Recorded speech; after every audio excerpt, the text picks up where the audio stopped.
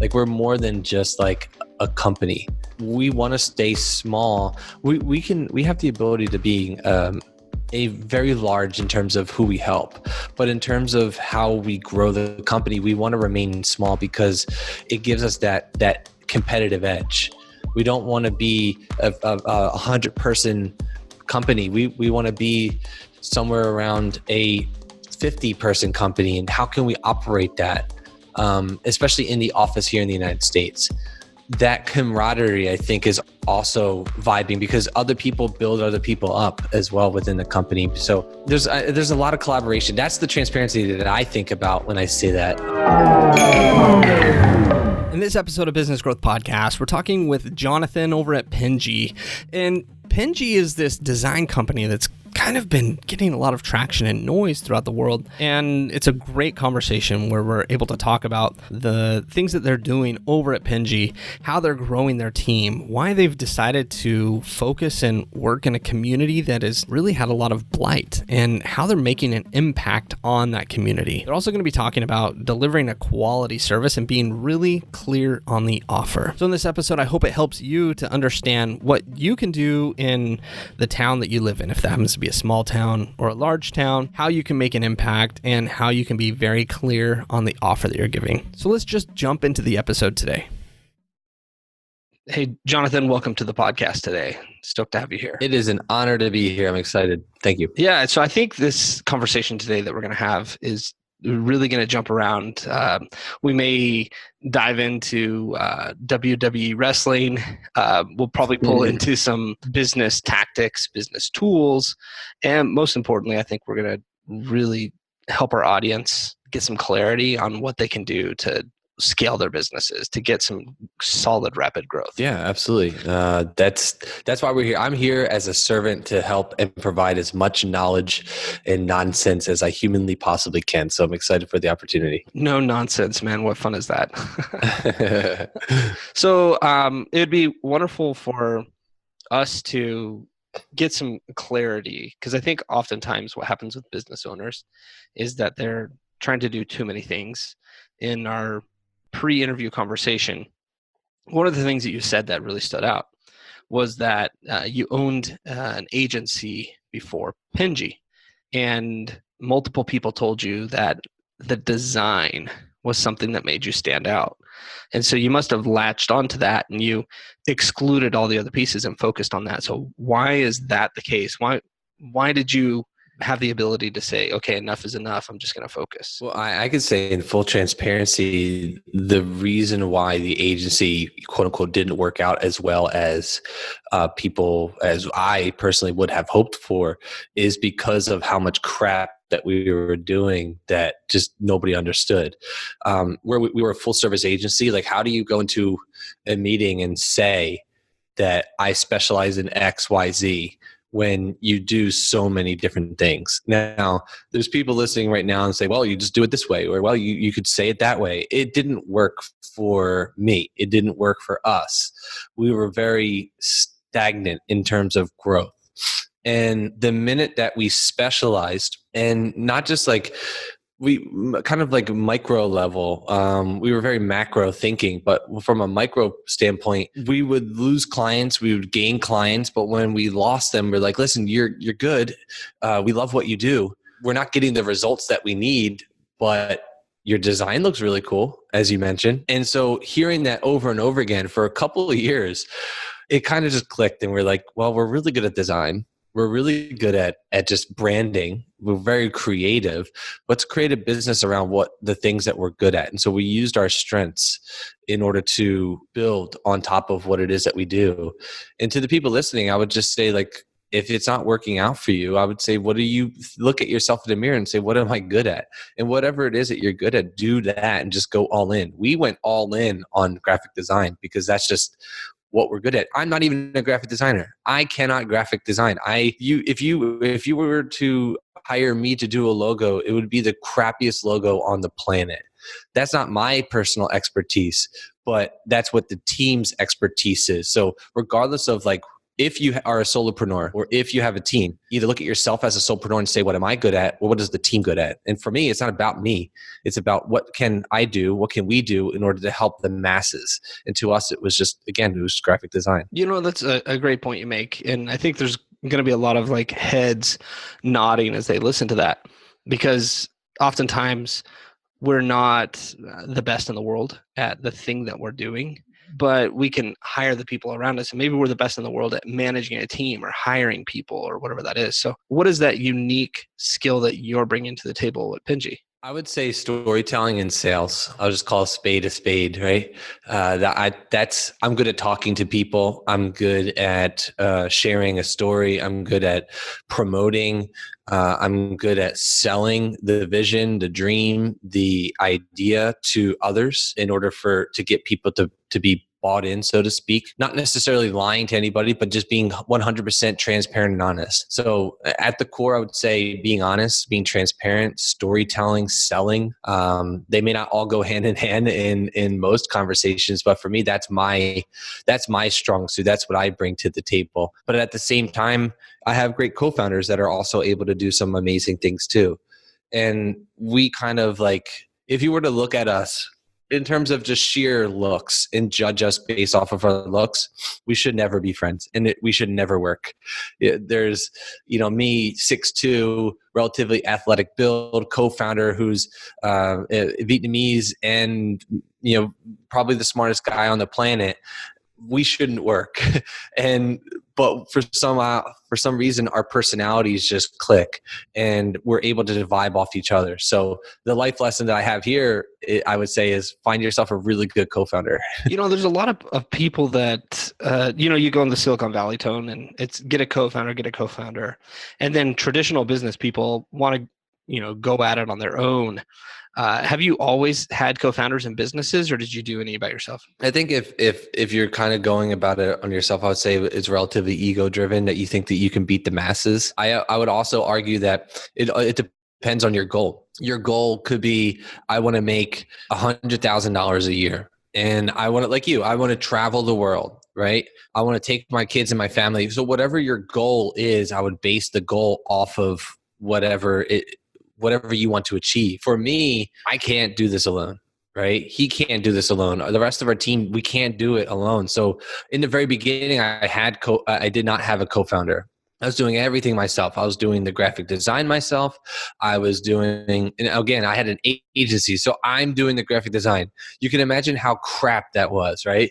So I was doing the graphic design. I was doing the marketing. I was doing the execution. It was all by myself. And then lo and behold, several years later, I meet an awesome group of guys, an awesome group of people. And then we built on top of it. We came together in order to kind of build something much bigger than what we want. We don't want to just run a company. That's not something that's that's fun, but that's not a goal of ours. We want to be able to make a much larger impact than just running a company, so to speak. And in my humbled opinion, I don't think that you could do that alone based off of the goals that I know that I've set for myself. Have you found that the co-founder environment, that is an ebb and flow? There's moments when they're pushing you beyond your comfort zone, and then there's moments that you're pushing them? Or do you not want to, cause problems inside of the business? How does that work for you guys? There are days where I want to rip everybody's head off. There are days where I want to scream at the top of my lungs and just stop doing what you're doing. But then there are days where it's like, F yeah, man, you're rocking it right now. So yeah, there are ebbs and flows. That's with every relationship though. It could be about marriage. It could be about your business life. I don't think there's anything different, but I would say that the core thing that I've learned was that you need to have a very short memory span. You need to be able to forget probably at the end of that conversation. If you hold on to it, I think that's a huge disease. If you hold on to that idea of that frustration, that argument, that's a disease. But if you're able to actually, say you get into an argument, you close that door, as soon as that door is closed, done. If you're able to filter that out, I think that's when true success occurs. It's hard. It's really hard. It's the hardest thing that I've ever done in my entire life. And I'm a very outspoken individual, but you have to have self-control too. Like you can't just lash out because you feel like that's what you want to do. That's not going to get you anywhere. It also doesn't leave you in the best position to win an argument. So, yeah, there's definitely ebbs and flows. Yeah. So we're getting down into something that I think makes an impact, where you said that you can just run a business, but you're actually trying to do something for your community. You're trying to make a difference I think is going to last generations. Help our audience understand what it is that you're doing. Yeah, so our service is a very, very simple service. We offer on-demand graphic design all at a flat monthly rate. Our headquarters is currently in Camden, New Jersey, where it is, you could say, a underserved community. This city in particular has been plagued by violence, drugs, abuse. I mean, you name it. It's one of the most dangerous cities in America. And so we decided to come to a city where nobody wanted to go. And we set our headquarters there. Because if you think about it, if you go to a large city like New York, yes, you'll be able to get the context that you want, but you're just going to blend in. If you were to separate yourself and go somewhere that is less occupied, so to speak, and help the people that are within that community, I think your impact can be much stronger. And so we set out our headquarters throughout the world, so to speak, is going to be futuristic speaking in underserved communities. Camden is just the first. And so we want to be able to provide jobs and internship opportunities to the students and residents of the area, because we found that if they're able to obtain the money within their own city, they'll give it back to those within their family, and they'll most likely want to stay within their community in order to help their family, their community grow. And so we have several individuals that are former students and residents of the city, and they're now employees giving back, buying homes, getting married. I mean, it's amazing. And so imagine if we were to do that, not only here, but several underserved communities throughout the world. That's the impact that we want to be able to bring, in addition to just providing really good graphic design to a widespread audience. In addition to that, I have to give another caveat. So that's like one aspect of it. We also give it a discount to all nonprofits in general, just all nonprofits. We give a discount because they're providing a better sense of community to their community, regardless of where they're from. And so our mission, our mantra is helping those who help others. We believe in the nonprofit community because, again, they're making their impact. They're doing what they need to do. But in addition to that, we do go throughout the year, every November or so, we select about 10 to 20 nonprofits where we charge them $1 a month for their services, for our services. And that's just our way of giving back even further to the community. That's pretty awesome, man. So you're making an impact by helping the employees, team members. Yeah. You're making an impact by helping the nonprofits. You've got the focus to take this to more and more communities. That's going to require you to actually grow the business and scale it. The revenue is going to have to be able to propel that to happen. So help us understand what's your game plan there, and maybe you can give some insights for our listeners. If you were to provide an awesome job for a small group of people, there's a strong chance that if you ask them and you do a good job to introduce you to another friend, imagine what they will be able to do for you and your business if you were to do that 1, 2, 3, 10 times. And so our ideology is, and I guess from a scaling perspective, if we were to just get a lot of heads on our business, then we leave it up to our customer service, and we leave it up to our ability to do the rest. And so that's kind of how we're able to grow. That's how we're able to get more eyes on our business, because we're constantly just providing good quality work to people, whether it's at a discounted. I mean, that's how we started. We offered our service at an extremely discounted rate. and we said, hey, we don't know if this is going to work. We don't know if Penji wasn't even supposed to happen, for the record. It was just an idea that we thought would be good, and then it turned into something much bigger than what it obviously we all hoped for. But we said, hey, if we do this for you, could you introduce us to people? And that's kind of how we built the business. That's how most businesses should be done nowadays. But unfortunately, that's just not the people want this secret formula. Like this, like cookie cutter, do this and you'll win. It's different for everybody, but for us, it was just being real. It was being human. It was providing a service and asking for a referral, and then just blew up and grew from there. Yeah, totally. I think that's how, if you don't have a good product, then you might fool a few people, but then everything will collapse. And so because you've been in as long as you have, it means you've got a good product. Are there other additional things that you're doing? Like, are you content marketing, podcasts? What I'm trying to glean is like insights so that listeners can say, oh yeah, maybe I'm really good at blogs, but I'm awful at public speaking. So I'll just like work on my content marketing. So other things. SEO is a huge driver when it comes to our lead generation, content, and doing it on a consistent basis. Because like if you just create content, we have a whole schedule and a time frame as to when things are coming out, when things are supposed to be done.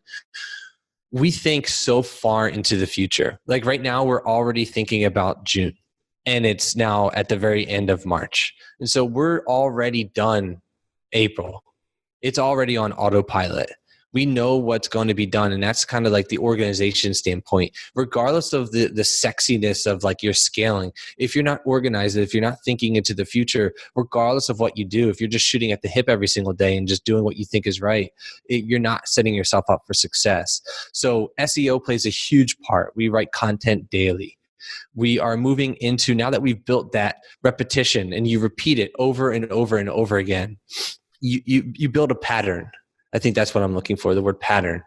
And so we built the pattern for for content creation where we do it daily. Now we need to build it in terms of video. And now we need to do that even more than what we already do. And it's being relevant. And so the more times that we're able to be relevant, the more times that we bring more people into the website, the more opportunities that they see for our retargeted advertising, which is another key element to how we grow the business. We want them to see the logo Penji 10, 20, 30, 50 times on a monthly basis before they make a decision. And we found that from our customer base, it takes a decent amount of time in order for them to become a customer. So what can we do that's on a continual basis, whether it's like a cold email or whether it's a warm email, whether it's giving them an ebook, inviting them to a webinar, them just seeing us in terms of video, whatever it is, we're more so thinking like a ticker. How many times can we get them to, like, they start at say 12. That's usually like the number for like industry standards, 12 times that they see the content. Well, okay, we create a blog post, that's 11. We do a video, that's 10, so on and so forth, et cetera, et cetera. Okay, that makes sense. And so you guys are actively working in the business, making the product better, and then working on the business, doing the marketing and all those things. There's different sides to it. Yeah. I mean, there's whole teams of people that do that. And then there's other teams that focus on the referral base and the customer base and making sure that they're okay. And then there's actually people doing the work. So it's separated in terms of team, and each team has a specific thing that they need to do. How are you guys managing all of that? Because that's like utter chaos for most people. Yeah. How are you looking for like tools, or are you looking for just like higher level management? So there's got to be some principles of how you manage, meaning once you assign a task, a project to someone, they fully own it. And so they should run with that. And then we could get into the weeds of tactics, saying like, hey, we use Trello to move tasks or whatever that may be. But let's zoom back to big picture. How is it that you're staying organized so you can scale? At the beginning, at the last week of every month, we plan for the following month, and we ask ourselves questions. What are your goals for the following month? And we share them all amongst each other. We properly prepare for that meeting. And we have a whole day pretty much set aside to prepare for that additional month. At the end of the month, we have every Friday we have meetings where where are you on your goals? Is this going to move the company forward? And so we are actively trying, like we're very goal oriented, excuse me. And in order to accomplish what it is that we set out for. So if like from a higher perspective, yes, we have goals. From a micro perspective, we're not necessarily micromanaging, but we do use like a Trello. But we want to make sure that we provide as much support to the other person in order to complete their goals. And something that we constantly think about and we talk about is a verbiage that we say that we want to be able to move boulders and not pebbles. And so a pebble could be like a one-day task. Like I need to send out 25 emails. No, that's not a goal that we want to hear. And we will actively say, no, you can't have that as a goal because that's not going to do anything. But what happens if you say, I want to be able to get Penji listed in 15 podcasts, for example? That could be a goal because that requires an entire month of strategizing. So that particular person knows their tasks. They know what they're supposed to do. They understand their role, which took a lot of time to figure out. But that's a whole nother conversation where you need to be able to make sure that they have a job title, a job description, thoroughly thought out their KPIs and how they're measured. And then just from there, follow up and have constant conversations in order to make sure that that person has the best resources available and the KPIs are being met. And then from there is just, again, follow up and having multiple conversations. It could be a daily conversation. Sometimes me and the growth team, that's what we call like the sales team, we have conversations daily. We have conversations. They can look at what's going on with this, like you looking at the lead, the funnel. Tell me a little bit more about this. How were you able to get into there? What tactics did you use to get that? Can you teach that to somebody else? Can you write this down and put it into a form that you can then share it amongst the rest of the growth team so they know how you did it and they can use the same tactics that you used in order to get into where you need to be? There are things that I can do that other people can't. There are things that they can do that I can't. And so what can we do collaboratively in order to get there? So I would say, like, if you want a theme, we're very collaborative in how we operate. And we're very transparent. Some people give me feedback and say, hey, you suck. And there are others where I might be able to tell them and say, maybe not the word suck. I think I get the brunt of the making fun. But hey, there's an area of opportunity here. What can I do in order to help you support you because you're not achieving your goals right now? So a lot of what you mentioned sounds like it's in-house in meeting. Do you do these meetings virtually with team members that are outside of the office? In the United States, there are times where we do use overseas talent, and that's a whole nother realm of conversation that obviously I can get into. In order to manage them, we build our own software. That's kind of like the beauty of what Penji does. Penji isn't just customer facing. There's so many elements to Penji that allows us for them to receive and to you use the word like latch onto that project and own it. We've built softwares ourselves in order to manage, in order to make sure all that is possible. We do use things like Trello, but that's for higher level stuff. That's not for like the day-to-day things. For the day-to-day things, it's just, for the most part, it's okay. Penji. So you guys actually have internal tools that you've built that will help move the projects along. Oh, wow. It's pretty impressive. We're developers too. So like you have to remember the background. Like our background is design development. That was what we were when we were an agency. So we did we did web design. So that's second nature to us. That's something that we can do. If we have an idea, we want to build it, that gives us flexibility. Yeah, that's impressive. I imagine you're out having to get your team members motivated, excited, keyed in on what's happening.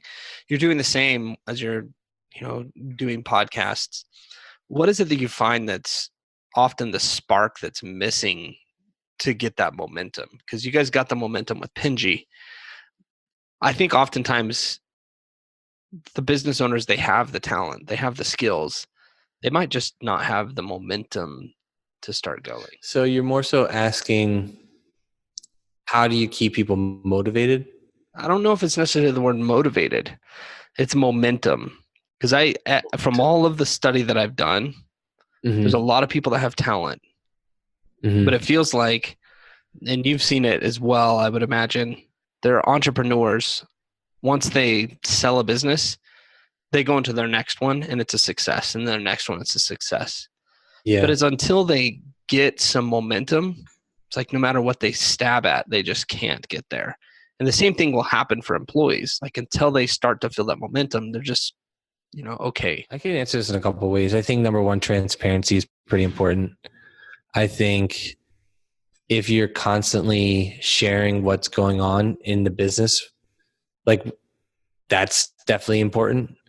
From a momentum, I think if we kind of have this belief where if we're not growing, we're dying. And that idea behind not being complacent and just constantly trying new things, I think we're very adventurous. And if something doesn't work one month and we test the crap out of it, then we'll kind of just, maybe it didn't work right now, we can come back to it. We have like a whole campaigns folder and idea folder that we share where we're constantly just trying and testing new things. I don't really know if this is the answer that you're looking for, but I mean, momentum is just more so like something that you feel internally. Like if you come into the office and you're just moping around and you're not positive, if you're not jazzed up in order to get to work, then people are going to feel that's energy. So the momentum that we have, everybody can feel it in the air. Again, I don't know if this is the answer that you're looking for, but this is just what's on top of my head. Like, I don't think of it as momentum. I just think of us just like we're connecting on all cylinders because we're all very honest and open with what it is that we're trying to accomplish. We all have goals. We all understand what the goal is. And we all understand the milestones of what we need to do in order to get there. I think that's the momentum that I think about when you ask that question, but could be different for, I don't know. No, I don't have an answer to it.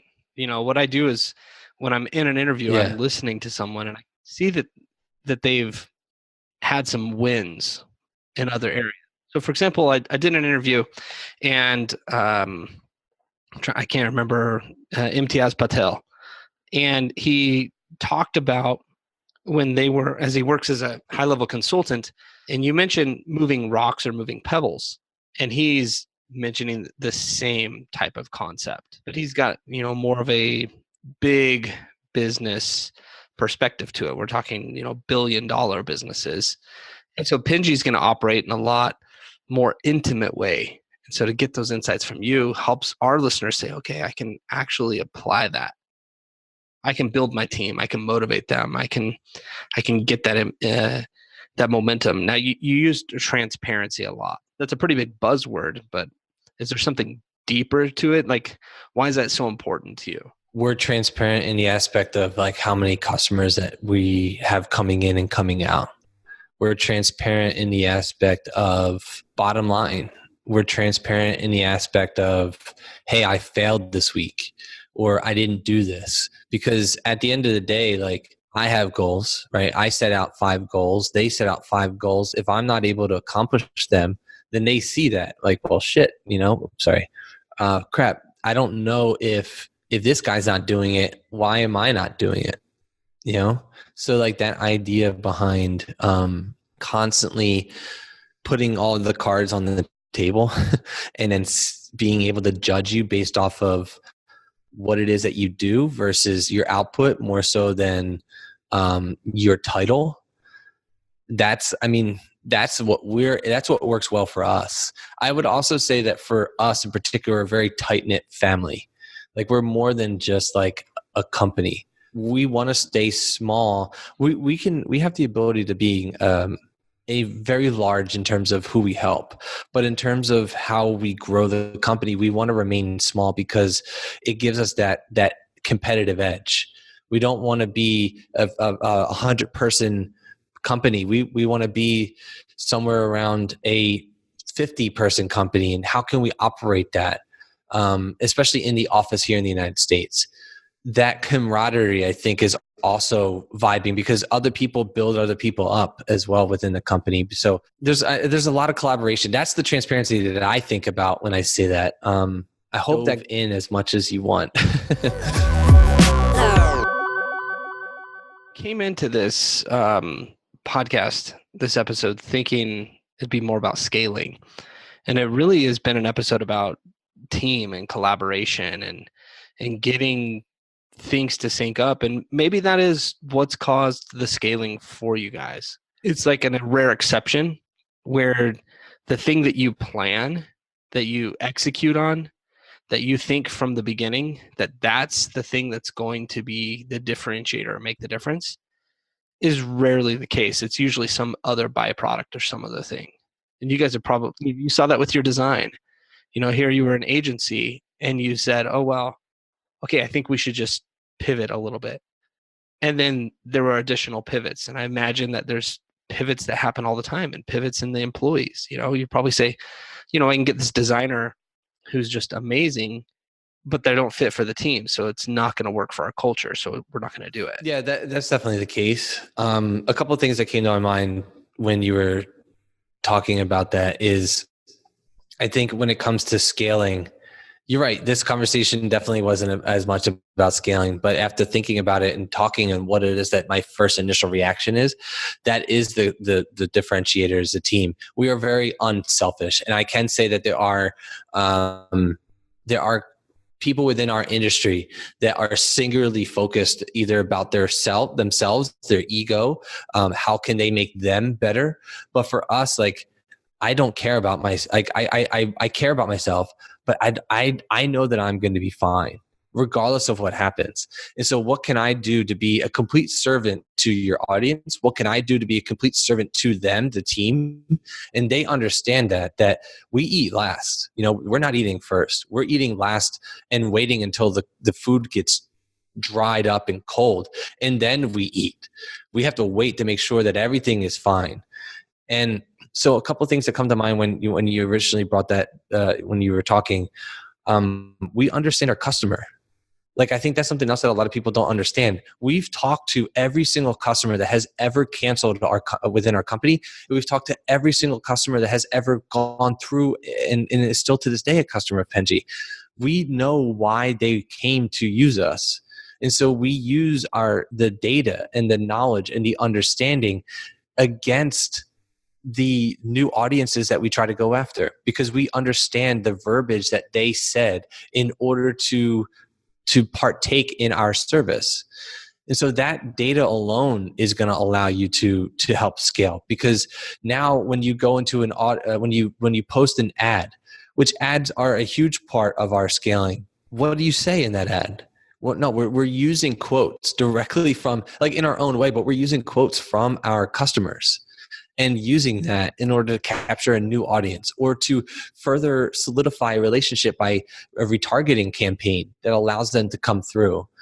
Scaling isn't just like this cookie cutter solution. It's more so the data behind and the analytics behind what is already there. Like, every business can scale, but you have to be open enough to actually review what it is in front of you. And most people, I can say in full confidence, are not patient enough in order to do that. This last couple minutes, what you've been saying is absolute gold for our listeners. And so I hope that they listen to that piece and they realize that it's the team that you built up. And that's the infrastructure that allows you to do that. And then you guys have the insights to look at that data, and that you're acting the part as a founder should. You're eating last, as you said. That's how it should be. You got to take care of your team, take care of your clients. Yeah. And I want to say one thing, because I know there's people, because I was there where the people that may be listening to this are, we're not using sexy tools. Like, if you look at it, we're literally using analytics and we're looking at numbers and we're putting them on Google Sheets, and we're just saying, how can we get this number up? Or, like, we're not using, like, the amount of tools that we use, I could probably count on one hand. like in terms of like full service products that we subscribe to. The rest is just like using what you have. So I just want to make that very clear that this isn't us coming because we have the resources and money and talent to do it. We built this we don't have funding. We've never received an ounce of funding. We're cash flow positive. This has come from years of trial and error, which I can say that we have in our favor. But it's just like, again, that I guess we can go back to one of the original things I said was that short-term memory. You need to think about like what works, what hasn't, but then at the same time forget it, and then maybe come back to it at a later time. Yeah, like there's seriously a balance. It's got to feel pretty good that you guys are cash flow positive, that you're keeping things as simple as possible, and that you're focusing on your core KPIs. Yeah, it feels great. I mean, there's so many people that need VC dollars in order to survive. They can't pay the bills unless they raise another round, and then they freak out because they may not be able to get it in time, and then they have to lay people off because of just poor management and poor team building and whatever it may be, or poor sales, whatever. We don't have that. We could do whatever we want.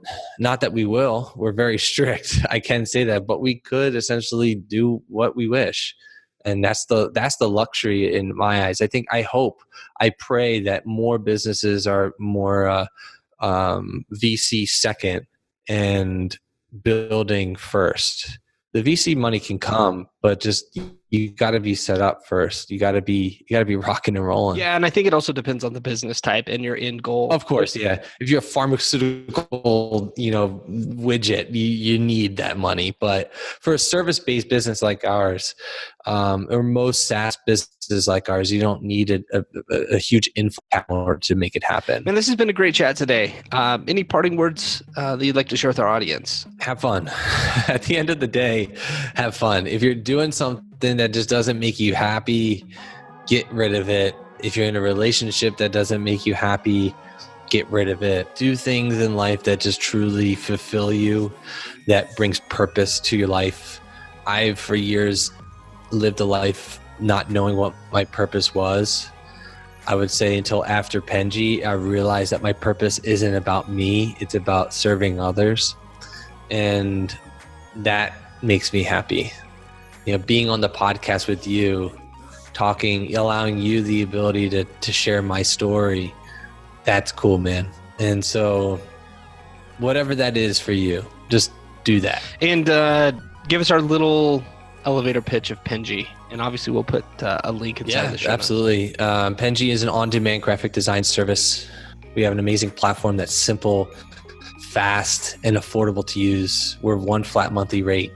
We're about to upgrade. Probably by the time this is released, you will see a completely new version of Penji that's, in my opinion, revolutionary. And so if you need any form of graphic design, whether it's a logo or maybe an influx of graphics for your business, just head over to penji.co, penji.co, and try us out. Awesome. And so our listeners know I'm not affiliated or sponsored with this post. So I'm doing this because I think what they do is amazing. So I'm not compensated for it. I'm here supporting it. And I would love for you guys to go and check them out as well.